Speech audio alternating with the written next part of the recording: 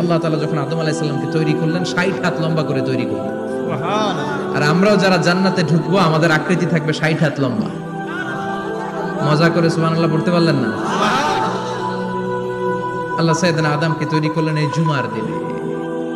আবার সাইয়েদনা আদম আলাইহিস সালামকে পৃথিবীর বুকে তিনি পাঠিয়ে দিয়েছিলেন এই জুমার দিনে। সুবহানাল্লাহ। কুল নাহবিতু মিনহা জামিআ, ও আদম, go down with your wife, তোমার স্ত্রী হাওয়াকে নিয়ে পৃথিবীতে নাও।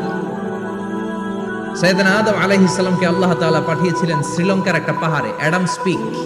ওখানে ঐতিহাসিকভাবে প্রমাণিত, এটা হাদিসে নেই, কুতুবুত তারিখে এসেছে। শ্রীলঙ্কায় একটা পাহাড় আছে, কলম্বো থেকে অনেক দূর। ওই পাহাড়ের চূড়ায় সাইয়েদনা আদম আলাইহিস সালামের ফুটপ্রিন্ট আছে। ফুটপ্রিন্ট মানে পায়ের ছাপ। সুবহানাল্লাহ পড়ো। সুবহানাল্লাহ। তো যেদিন আদম আলাইহিস সালামকে আল্লাহ ওখানে পাঠিয়ে দিয়েছিলেন ওই দিনটা ছিল জুমার দিন। সুবহানাল্লাহ নাই? সুবহানাল্লাহ। সুবহানাল্লাহ বাড়িতে যায় বলেন। সুবহানাল্লাহ। চিল্লায় পড়েন আল্লাহু আকবার। আল্লাহু আকবার। এরপরে সাইয়েদনা আদমকে পাঠানো হলো শ্রীলঙ্কায়। সাইয়্যিদাতুনা হাওয়া আলাইহিস সালামকে পাঠিয়ে দেয়া হলো সৌদি আরবের জেদ্দা শহরে। আরবিতে জেদ্দা বা জাদ্দা মানে দাদি। জেদ্দাতুন বা জাদ্দাতুন মানে কি? দাদি। হাওয়া আলাইহিস সালাম আমাদের সবার দাদি, ঠিক কিনা? ওনার নামে এই শহরের নাম। বছরের পর বছর সাইয়েদনা আদম আলাইহিস সালাম এবং হাওয়া আলাইহিস সালাম আল্লাহর কাছে ক্ষমা চাইলেন, আল্লাহ ভুল করে নিষিদ্ধ গাছের ফল খেয়েছি, তুমি মাফ করে দাও। আল্লাহ বললেন, আদম, কয়েকটা কালিমা শিখিয়ে দেব, এই কালিমাগুলোর পরে আমার কাছে দোয়া করো, আমি কবুল করে নিব। আল্লাহু আকবার। আল্লাহু আকবার। আল্লাহ শিখিয়ে দিলেন আর বললেন, আদম পড়ো, রাব্বানা যালামনা আনফুসানা ওয়া ইল্লাম তাগফির লানা ওয়া তারহামনা লানাকুনান্না মিনাল খাসিরিন। ও আল্লাহ, জুলুম করেছি নাফসের উপর, ভুল করেছি, অন্যায় করেছি, আপনি যদি ক্ষমা না করে দেন আমরা শেষ হয়ে যাব, আমরা হালাক হয়ে যাব, ক্ষতিগ্রস্তদের মধ্যে শামিল হয়ে যাব, ঠিক কিনা? আল্লাহ সাইয়েদনা আদম আলাইহিস সালামের তওবা কবুল করলেন। ওনার কাজ হচ্ছে তওবা কবুল করা। আমাদের কাজ গুনাহ করা, শয়তানের কাজ ওয়াসওয়াসা দেওয়া, আল্লাহর কাজ খালি মাফ করা। সুবহানাল্লাহ। সুবহানাল্লাহ পড়বেন না? তাকাব্বালাল্লাহু তাওবাতা আদম ফি ইয়াউমিল জুমআহ। আল্লাহ যেদিন আদম আলাইহিস সালামের তাওবা যে কবুল করছেন, ঘোষণা দিয়েছেন, এই ঘোষণাটা ছিল জুমার দিনের ঘোষণা। আবার সাইয়েদনা আদমকে যেদিন রূহ কবজ করে আবার নিয়ে যাওয়া হয়, ওই দিনটাও ছিল জুমার দিন। পড়েন সুবহানাল্লাহ। যেই দিন পৃথিবীর প্রথম মানব, প্রথম নবীর রূহ মালাকুল মাউত দুনিয়ায় এসে কবজ করেছে, ওই দিনটাও ছিল জুমাবার। সুবহানাল্লাহ। আল্লাহু আকবার। আবার বিশ্বনবী বললেন, লা তাকুমুস সাআহ ইল্লা ফি ইয়াউমিল জুমআহ ইযা যুলজিলাতিল আরদু জিলজালাহা ওয়া আখরাজাতিল আরদু আসকালাহা ইযা রুজ্জাতিল আরদু রাজ্জাও ওয়া বুসাতিল জিবালু বাসসা। কিয়ামতের দিন পৃথিবীটাকে একটা প্রকম্পন দিয়ে কাঁপিয়ে দিবে কে? মারাত্মক একটা ঝাঁকুনি দিবে আল্লাহ, পুরো পৃথিবীটা কেঁপে ভেঙে চুরে খান খান হয়ে যাবে। এই ঝাঁকুনি আর আর্থকোয়েক, ভূমিকম্প এর ঘটনাটা যেদিন ঘটবে ওই দিনটাও হচ্ছে জুমার দিন। চিৎকার করে পড়েন সুবহানাল্লাহ। তার মানে আদম সৃষ্টি হলো জুমার দিনে, দুনিয়ায় নামিয়ে দেয়া হলো জুমার দিনে, তওবা কবুল করে নেওয়া হলো জুমার দিনে, রূহ কবজ করা হলো জুমার দিনে, আবার কিয়ামত সংগঠিত হবে জুমার দিনে। পড়েন সুবহানাল্লাহ। আবার বিশ্বনবী বললেন, আর রমাদান ইলা রমাদান, এক রমজান থেকে আরেক রমজানের মাঝখানে যত গুনাহ হয় মাফ করে কে? আল্লাহ। তারপরে বিশ্বনবী বললেন, আল উমরাতু ইলাল উমরাহ, কেউ যদি একবার উমরা করে পরে আবার করলে দুই উমরার মাঝখানে গুনাহগুলো মাফ করে দেয় কে? আল্লাহ। আবার বিশ্বনবী বললেন, আল জুমআতু ইলাল জুমআ কাফফারাতুন লিমা বাইনাহুমা, এক জুমার পর থেকে সামনের জুমা আসা পর্যন্ত যে সগীরা গুনাহগুলো হয় সবগুলো সগীরা গুনাহ মাফ করে দেয় কে? রজব শাবানে বরকতে দাও, রমজান মাসে গুনাহ ঝরা, সপ্তাহ জুড়ে তুমি বরকতে দাও, জুমার দিনেতে গুনাহ ঝরাও, রজব শাবানে বরকতে দাও, রমজান মাসে গুনাহ ঝরাও, ঠিক কি না? তার মানে জুমার দিন গুনাহ মাফের দিন। সারা সপ্তাহে ভুল ত্রুটি অন্যায় যা করলাম জুমার নামাজের বদৌলতে সব গুনাহ মাফ করে দেয় কে? এই দামি দিনটাকে আল্লাহ ইহুদিদের দিতে চেয়েছিলেন, পায় নাই। আলহামদুলিল্লাহ কইবেন না? আলহামদুলিল্লাহ। ইখতিলাফু, তারা ইখতিলাফ করে হারাইছে এটা। এই দামি দিনটা রব্বুল আলামিন নাসারাদেরকে দিতে চেয়েছিলেন, ফাখতালাফু, ওরাও ইখতিলাফ করে হারাইছে। এজন্য ইখতিলাফ ভালো জিনিস না খারাপ জিনিস? মারামারি ভালো জিনিস না খারাপ জিনিস? আর ঐক্য করা ভালো জিনিস না খারাপ জিনিস? ঐক্য করতে রাজি আছেন? ইহুদিদেরকে আল্লাহ দিতে চাইলেন, ইখতিলাফ করে হারাইছে। নাসারারাও হারাইছে। ফাজা আল্লাহু বিনা ফাহাদানা বিহাদা দ্বীন। রব্বুল আলামিন এই দিনটা আমাদেরকে দিলেন, আমরা ইখতিলাফ করি নাই, বিশ্বনবীর হাতে হাত রেখে ঐক্য করে ঘোষণা দিয়েছি জুমার দিন আমাদের সাপ্তাহিক দিন। সুবহানাল্লাহ। বিশ্বনবী বলেন ফাগাদান লিল ইয়াহুদ, সাপ্তাহিক আনন্দের দিন ইহুদিদের জন্য হচ্ছে শনিবার, ইয়ামুস সাবত, ও বাদা গাদ লিন নাসারা, আর খ্রিস্টানদের জন্য হচ্ছে রবিবার, আর আমাদের জন্য হচ্ছে শুক্রবার। চিল্লায় পড়েন আল্লাহু আকবার। তার মানে জুমার দিন, জুমাবারের মর্যাদা বেশি না কম? চিল্লায় বলেন বেশি না কম? জুমার দিন সকালবেলা ফজরের নামাজের পর থেকে ফেরেশতারা যতগুলো মসজিদে জুমা অনুষ্ঠিত হয়, ওই মসজিদে ঢোকার প্রতিটা দরজার মধ্যে দাঁড়িয়ে থাকে। কারা কারা আগে আগে জুমার নামাজ পড়ার জন্য মসজিদে যায়, প্রত্যেকের নামগুলো একটা জান্নাতের রেজিস্ট্রি খাতার মধ্যে তুলে নেয়। এই নামগুলো স্পেশালি আল্লাহর কাছে পাঠানোর জন্য। সুবহানাল্লাহ কইবেন না? ডানে বাঁয়ে সামনে পেছনে যতগুলো দরজা, প্রতিটা দরজায় ফেরেশতারা বসে থাকে। কে আগে আসলো নাম তুলে দেয়। তুলতে তুলতে তুলতে তুলতে খতিব সাহেব যখন খুতবা দেওয়ার জন্য মিম্বারে যেয়ে বসে যায়, ফেরেশতারা তাদের খাতা বন্ধ করে তারাও খতিব সাহেবের সামনে জুমার খুতবা শোনার জন্য বসে যায়। পড়েন সুবহানাল্লাহ। প্রথম জুমার দিন জুমার মসজিদে যে ঢুকবে, বিশ্বনবী বললেন আল্লাহর রাস্তায় একটা উট কুরবানি দিলে যেই সওয়াব, এই সওয়াব আল্লাহ আমলনামায় দিয়ে দেয়। দ্বিতীয় পর্যায়ে যে ঢুকে, বিশ্বনবী বললেন বাকারা, গরু কুরবানির সওয়াব পায়। তিন নম্বরে যে ঢুকবে, বিশ্বনবী বললেন কাবসা, হাদিসের ভাষায় এসেছে আল কাবাস, কাবাস মানে হলো বকরি, বকরি কুরবানির সওয়াব। চার নম্বরে যে ঢুকবে তার হচ্ছে দাজাজা, দাজাজা মানে মুরগি। পাঁচ নম্বরে যে ঢুকবে, বিশ্বনবী বললেন বাইদা, নোয়াখালীরা কয় বয়দা, আমরা কই আন্ডা, কুমিল্লায় কই ডিম। আছে না নাই? এক দেশের কত ভাষা, এক দেশের গালি আর এক দেশের গুলি। আমরা বলি ছেলে, কুষ্টিয়ায় বলে পুত্র, আরেক জায়গায় গেলে বলে হুত, আরেক জায়গায় গেলে বলে ফোয়া। আছে না নাই? এক এলাকায় বলে বেটা ছেলে, ছেলেদেরকে বেটা ছেলে, মরদ হওয়া, মরদ হওয়া হইতে না, মরদ হওয়া হতে। আহা, কি ভাষার বৈশিষ্ট্য! তো যেটাতে আমরা বলি ডিম, কোথাও বলে আন্ডা, কোথাও বলে বয়দা। তো এই বয়দা আল্লাহর রাস্তায় দান করে দিলে যেই সওয়াব, পঞ্চম ব্যক্তি ওই সওয়াব পাবে। এই 5 জনের পরে আর লেখালেখি নাই, বাকিদেরটা নরমাল এন্ট্রি করে সব ফেরেশতারা খুতবা শোনার জন্য বসে যায়। সুবহানাল্লাহ।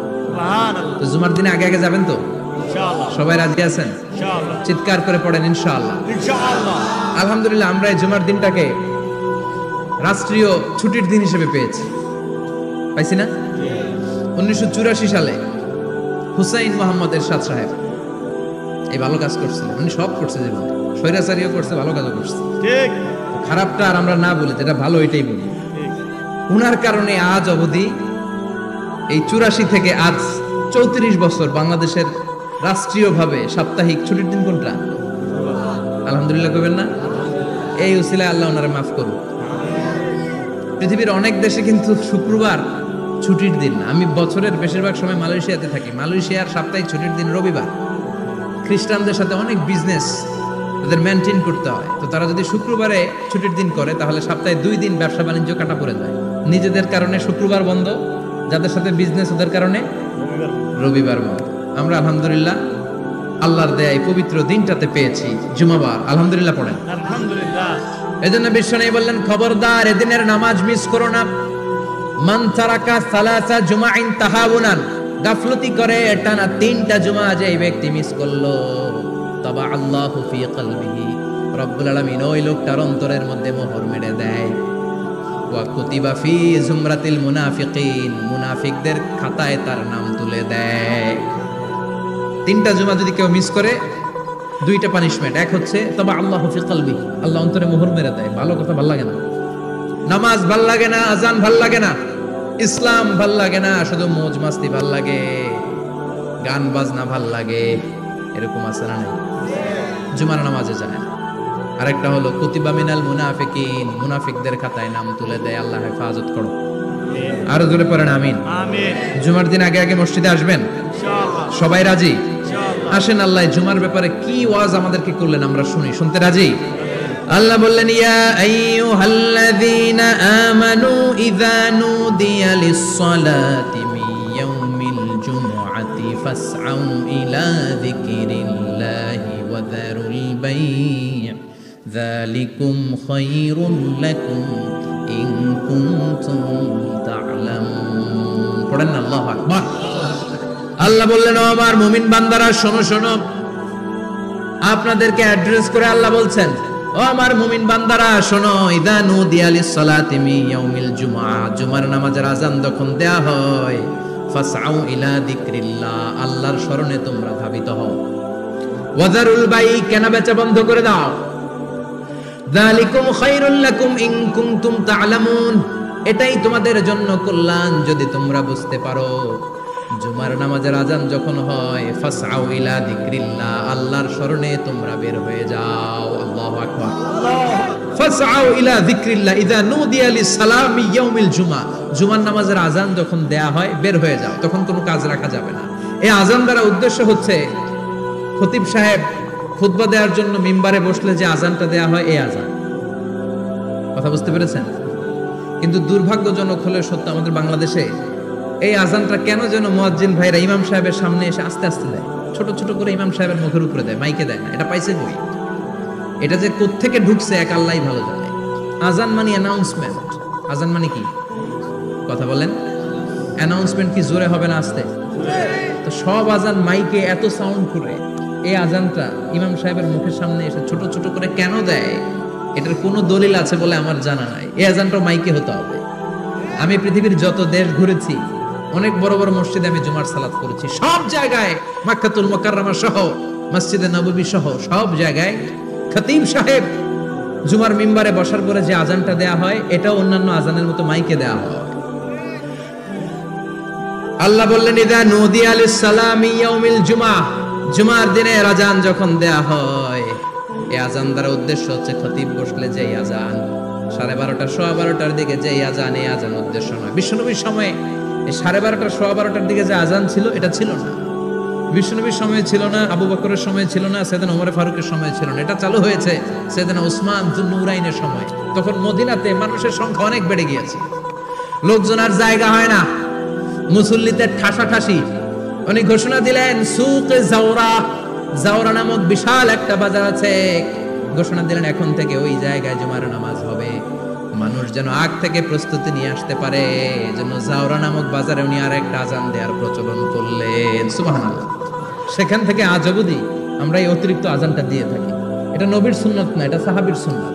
বিশ্বনবীর সুন্নাহ মেনে নেওয়া যেমনি আবশ্যক, 4 খলিফার থেকে পাওয়া সুন্নাতগুলো মেনে নেওয়া আবশ্যক। বিশ্বনবী বলেন আলাইকুম বিসুন্নতি ওয়া সুন্নাতিল খুলাফায়ে রাশিদিন আল মাহদিন, আমার সুন্নাত ধরবা, হেদায়েত প্রাপ্ত 4 খলিফার সুন্নাত ধরবা। কেমনে ধরবা? ইক্ষু চিনেন? ইক্ষু না গ্যান্ডারি নাকি আখ না কুশাই? হ্যাঁ, আখ, কাঁচা আখ খায় কি করে? এই সামনের দাঁত দিয়ে ভাঙে না? সামনের দাঁত দিয়ে বলে ভাঙে, চাপার দাঁত দিয়ে, এই জায়গার দাঁত দিয়ে শক্ত করে ধরতে হয়। বিশ্বনবী বললেন আব্দু আলাইহা বিন নওয়াজিজ, আমার সুন্নাত আর সাহাবীদের সুন্নাতকে চাপার দাঁত দিয়ে আঁকড়ে ধরো যাতে ছুটে না যায়। চিল্লায় পড়েন আল্লাহু আকবার। এটা সাইয়েদনা উসমানের সুন্নাত। বিশ্বনবী বললেন ইযা নুদিয়া লিস-সালাহ মিন ইয়াউমিল জুমআতি ফাসআউ ইলা যিকরিল্লাহ, জুমার দিনে আযান যখন দেয়া হয়, ফাসআউ ইলা যিকরিল্লাহ, আল্লাহর স্মরণের দিকে ধাবিত হও। দেরি করো না। দেরি করা যাবে না। আযান হইলে কোনো কাজ রাখবেন? কোনো ব্যস্ততা থাকবে? কাজ একটাই, জুমার নামাজ। চিল্লায় বলেন কাজ একটাই, সেটা কি? জুমার নামাজ। আল্লাহ বললেন ফাসআউ, ফাসআউ এর শাব্দিক অর্থ হচ্ছে দৌড়াও। আসলে কি? তো এই দৌড়াও দিয়ে আসলে দৌড়াও বোঝানো হয়নি, এটা দ্বারা বোঝানো হয়েছে আল মুবাদারা ওয়াল ইহতিমাম, ইম্পর্টেন্স দেয়া, এমফাসাইজ করা, গুরুত্বের সাথে আগে আগে প্রস্তুতি নাও। ফাসাউ দ্বারা দৌড়ানো বোঝানো হয়নি, প্রমাণ কি? কারণ বিশ্বনবী দৌড়ে দৌড়ে নামাজে যেতে নিষেধ করেছেন। বিশ্বনবী বলেছেন ইদা উকিমাতিস সালাহ, মনোযোগ দিয়ে শুনেন, ইদা উকিমাতিস সালাতু ফালা তাতুহা তাসআউন ওয়া আতুহা তামশুন আলাইকুম বিসাকিনাহ ফামা আদরাকতুম ফাসাল্লু ওয়া মা ফাতাকুম ফাতিমু। যখন নামাজ শুরু হয়ে যায় দৌড়ে দৌড়ে যাবে না, তামশুন হেঁটে হেঁটে যাও, আলাইকুম বিসাকিনা ধীরে ধীরে যাও, ফামা আদরাকতুম ফাসাল্লু ইমাম সাহেবের সাথে যে যত রাকাত পাবা পড়বা, ওয়া মা ফাতাকুম ফাতিমু যেটা ছুটে যায় নিজে নিজে পড়ো, কবুল করে নেবে কে? আল্লাহ। কিন্তু দৌড়ে যায় নামাজ ধরা যাবে? খবরদার, ধীরস্থির ভাবে যাবেন। হাঁটার মধ্যে একটা গুরুত্ব দিয়ে তাড়াতাড়ি ধরতে চাবেন, কিন্তু দৌড়ে যাওয়া যাবে? নিষেধ করেছেন। অনেক মুসল্লিরা এটা করে। ধরেন মাগরিবের নামাজ, ওযুখানাতে মুসল্লিরা ওযু করতেছে, ইমাম সাহেব নামাজ শুরু করেছেন, আল কারিআতু মাল কারিআ ওমা আদরাকা মাল কারিআ, মুখস্থ আছে না সবার? মুসল্লি মনে করতেছে ওযু হইছে আমার অর্ধেক, এখন যদি তাড়াতাড়ি ওযু না করে দৌড় না দেই রাকাত পাওয়া যাবে? রাকাত পাওয়ার জন্য দিছে দৌড়। মসজিদে হচ্ছে টাইলসের মসজিদ, পিছলায় পয়রা মুসল্লি একদিকে, লুঙ্গি আরেকদিকে। আছে না নাই? আমার কাছে খবর আছে এরকম পা ভাঙছে অনেকের। রাকাত ধরার জন্য মুসল্লি তাড়াহুড়ো করে দিছে দৌড়, মুসল্লি একদিকে লুঙ্গি, ঠ্যাং ভাঙা শেষ, এখন ল্যাংড়া। বিশ্বনবীর কথা মানে নাই, ওটারে ল্যাংড়া বানাইছে কে? আল্লাহ। এজন্য বিশ্বনবী বললেন খবরদার দৌড়ে যাবে না, একামত হয়ে গেলে ধীরস্থির ভাবে যাও। কেননা দৌড়ে দৌড়ে আপনি কার দরবারে যাবেন? উনি তো সব রাজার বড় রাজা, মহারাজা। মহারাজার দরবারে তাড়াহুড়ো করা যায় নাকি? ফিট হয়ে কাপড় চোপড় পরে আতর টাতর মেখে ধীরস্থির ভাবে যাবেন। দৌড়ে গেলে আপনার হার্টবিট বেড়ে যাবে, আপনার ব্রেথ ইন ব্রেথ আউট, শ্বাস প্রশ্বাস বেড়ে যাবে। তো হাঁপানির চোটে তো আপনি হাঁপাতে থাকবেন। আপনি তাহিয়া পড়বেন কখন, তাসবিহ পড়বেন কখন, আল্লাহর প্রশংসা করবেন কখন? চিল্লা এখন ঠিক কিনা? এজন্য আল্লাহ বললেন ফাসাউ ইলা যিকরিল্লাহ, জুমার নামাজের আযান যখন হয়ে যায় তোমরা আল্লাহর জিকিরের দিকে ধাবিত হও। যিকরিল্লাহ, আল্লাহর স্মরণ। জিকির মানে কি? কিন্তু এই জিকির দ্বারা এই আয়াতে উদ্দেশ্য হচ্ছে আল খুতবাতাইন, জুমার দুই খুতবা। জুমার জিকিরের অনেক অর্থ আছে। জিকির মানে সালাত, জিকির মানে কোরআন, জিকির মানে ওয়াজ, জিকির মানে সম্মান। আবার জিকির মানে জুমার দুই খুতবা, আবার জিকির মানে সুবহানাল্লাহ, আলহামদুলিল্লাহ, লা ইলাহা ইল্লাল্লাহ, সুবহানাল্লাহ, আলহামদুলিল্লাহ, লা ইলাহা ইল্লাল্লাহ, মুহাম্মাদুর রাসূলুল্লাহ সাল্লাল্লাহু। এটাও জিকির। সুবহানাল্লাহ, আলহামদুলিল্লাহ, আল্লাহু আকবার। এই তিন জিকিরের চেয়ে শ্রেষ্ঠ কোনো জিকির আছে? কথা কন। বিশ্বনবী প্রত্যেক ফরজ নামাজের পরে সুবহানাল্লাহ 33 বার, আলহামদুলিল্লাহ 33 বার, আল্লাহু আকবার 34 বার পড়তেন। রাজি আছেন? সবাই পড়তে রাজি আছেন? ইনশাআল্লাহ। লাফালাফি করবেন না তো? ঘাড় বাঁকা করবেন না তো? হুই হুই করে চিল্লাফাল্লা করা যাবে? জিকিরের মধ্যে সৌন্দর্য আছে না নাই? আল্লাহ নিজেও সুন্দর, আল্লাহর কাছে যেটা আমরা পেশ করব সবটাই সুন্দরভাবে পেশ করতে হয়। চিল্লা এখন ঠিক কিনা? তার মানে জিকিরের অনেক অর্থ। জিকিরের এক অর্থ হলো কোরআন। জিকিরের এক অর্থ কি? কোরআন। আপনি যখন কোরআন পড়েন তখন জিকির করেন কার? আল্লাহ। কথা বলেন। আবার আপনি যখন নামাজ পড়েন জিকির করেন কার? আবার আপনি যখন লা ইলাহা ইল্লাল্লাহ এটা পড়েন জিকির করেন কার? ঝিনুকের ভেতর লুকিয়ে থাকে যেমন মতি, ঝিনুকের ভেতর লুকিয়ে থাকে যেমন মতি, কালমা শাহাদাতে আছে আল্লাহর জ্যোতি, কালমা শাহাদাতে আছে আল্লাহর জ্যোতি। পড়েন সুবহানাল্লাহ। সুবহানাল্লাহ। লা ইলাহা ইল্লাল্লাহ সবচেয়ে শ্রেষ্ঠ জিকির। সাইয়েদনা মুসা আলাইহিস সালাম আল্লাহরে বললেন, আল্লাহ আল্লিমনি যিকরান, আপনি আমার এমন একটা জিকির শিখাইয়া দেন, লা ইয়ালামুহা ইল্লা আনতা ওয়া আনা, যে জিকিরটার শব্দ আপনি আর আমি ছাড়া কেউ জানবে না। সুবহানাল্লাহ। দুনিয়াতে যত অদ্ভুত অদ্ভুত প্রশ্ন ওনার, বিভিন্ন বিষয়ে আল্লাহরে প্রশ্ন করতেন। আল্লাহরে বললেন, আল্লাহ আল্লিমনি কালিমাতান, আল্লিমনি যিকরান লা ইয়ালামুহা ইল্লা আনতা ওয়া আনা, ও আল্লাহ এমন একটা জিকির আমারে শিখান দিনে রাতে সব সময় এই জিকির আমি করব, আপনারে ডাকবো, কিন্তু শর্ত হলো এই জিকিরটা জানবে শুধু আপনি আর জানবো শুধু আমি, কেউ জানবে। আল্লাহ বললেন মুসা পড়ো লা ইলাহা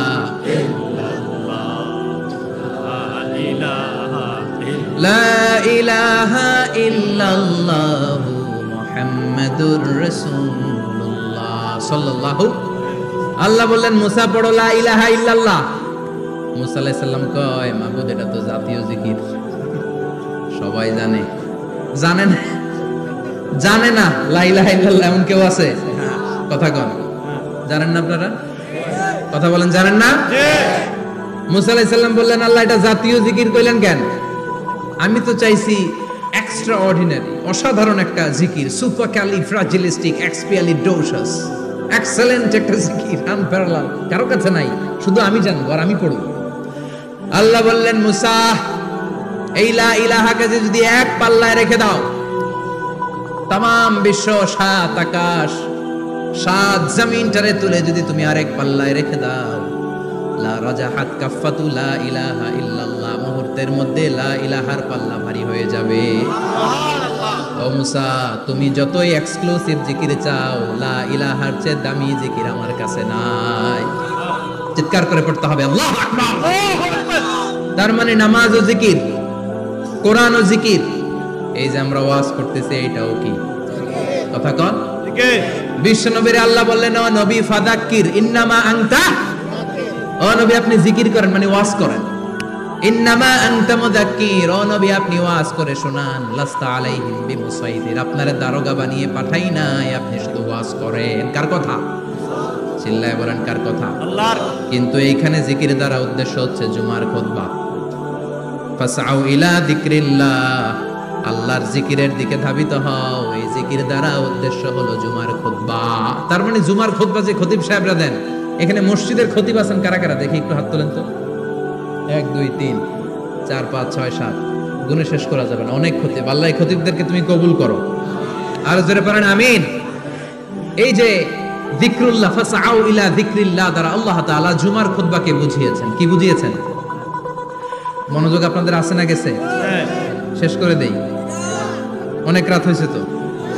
ছোট্ট একটা দোয়া পড়ি, শেষ করব। আরো কয়েক মিনিট মনোযোগ থাকবে। তাকবীর দেন, লিল্লাহে তাকবীর। আরো জোরে দেন, লিল্লাহে তাকবীর। ফাসআউ ইলা যিকরিল্লাহ, আল্লাহর জিকিরের দিকে, আল্লাহর স্মরণের দিকে ধাবিত হও। এটা দ্বারা উদ্দেশ্য হচ্ছে জুমার খুতবা। আল্লাহ বুঝাতে চাইলেন জুমার খুতবা যাতে মিস হয়ে না যায়, এজন্য জুমার খুতবারে যেন যেন মনে করবেন না, এটা ওয়াজিব। জুমার নামাজ যেমনি ওয়াজিব, জুমার খুতবা দেওয়াও, কথা বলেন, জুমার খুতবা ওয়াজিব, শোনা ওয়াজিব, খুতবা দেওয়া ওয়াজিব। এই জন্য রাব্বুল আলামিন জোহরের নামাজকে ফরজ করে দিয়েছেন 4 রাকাত। যেহেতু জোহরের নামাজের আগে পরে কোনো খুতবা নাই, জুমার দিন খুতবা আছে, তাই জুমার দিন 4 রাকাত থেকে কমিয়ে তিনি 2 রাকাত করে দিয়েছে। কি ব্যালেন্সড ইসলাম, কি ভারসাম্যপূর্ণ আমাদের জীবন বিধান।